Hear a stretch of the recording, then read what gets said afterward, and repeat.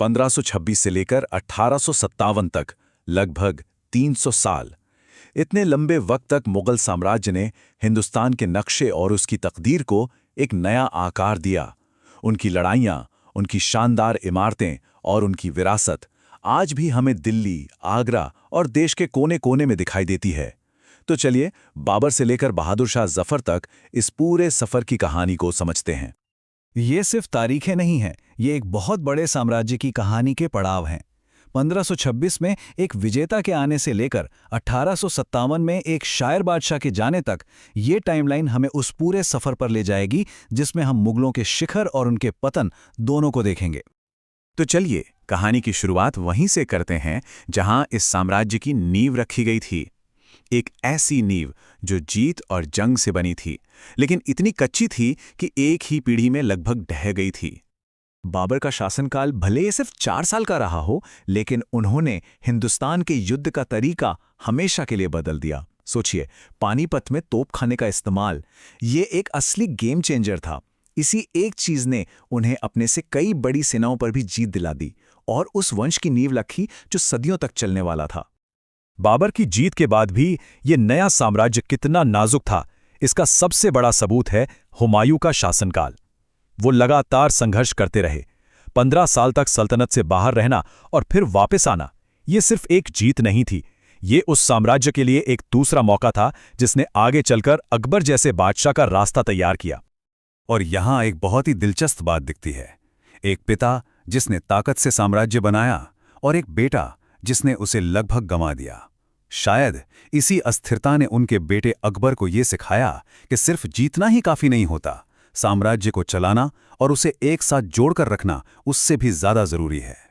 तो चलिए अब कहानी के उस हिस्से में चलते हैं जिसे मुगल साम्राज्य का स्वर्ण युग या गोल्डन एज कहा जाता है। ये दौर था जबरदस्त तरक्की, कला और शानदार इमारतों का। अकबर को महान सिर्फ इसलिए नहीं कहा जाता कि उन्होंने बहुत सारी लड़ाइयां जीती। उनकी असली प्रतिभा थी एक सिस्टम बनाने में। उन्होंने मनसबदारी सिस्टम शुरू किया, एक ऐसा प्रशासनिक ढांचा जिसने इतने बड़े और अलग-अलग तरह के लोगों वाले साम्राज्य को दशकों तक एक साथ बांधे रखा। जहांगीर के दौर में लड़ाइयां थोड़ी कम हुईं, लेकिन कला और संस्कृति अपने चरम पर पहुंच गईं। ये दौर था पेंटिंग्स का, खूबसूरत बागों का और प्रकृति का जश्न मनाने का।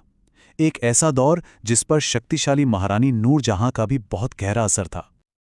और फिर आते हैं शाहजहां, जिनके नाम के साथ ही हमारे जहन में ताजमहल आ जाता है।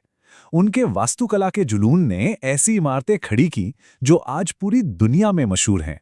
उनका शासनकाल शानदार तो था, लेकिन इन इमारतों की कीमत ने शाही खजाने पर बहुत बड़ा बोझ भी डाला। ये एक लाइन उनकी सबसे मशहूर रचना ताजमहल के पीछे की पूरी कहानी बयां कर देती है। लेकिन यह सुनहरा दौर हमेशा नहीं रह सकता था। अगले ही शासनकाल में साम्राज्य इतना फैल गया, इतना खिंच गया कि वो टूटने की कगार पर आ खड़ा हुआ। औरंगजेब का शासनकाल एक बड़ा विरोधाभास है।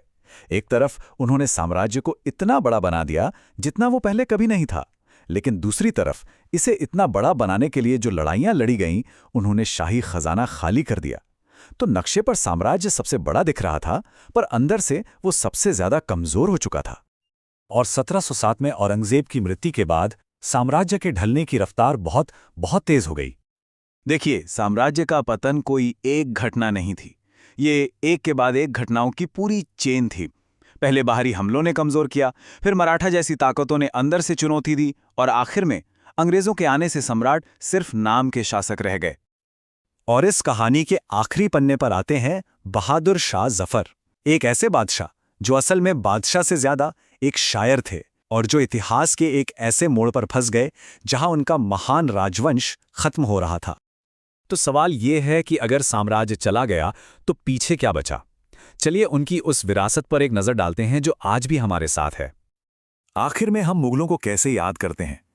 उनकी कहानी बेशक बादशाहत, शान और फिर पतन की है, लेकिन उनकी असली विरासत राजनीति से कहीं ज्यादा गहरी है।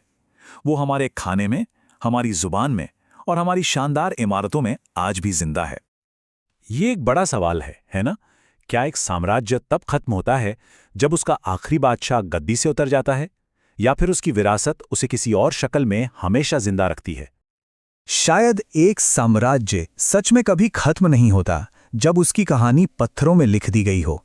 मुगलों के बनाए किले, मकबरे और शहर ये पक्का करते हैं कि शासक भले ही चले गए हों, लेकिन उनकी कहानी, उनकी विरासत आज भी हमारे सामने खड़ी है और हमेशा रहेगी।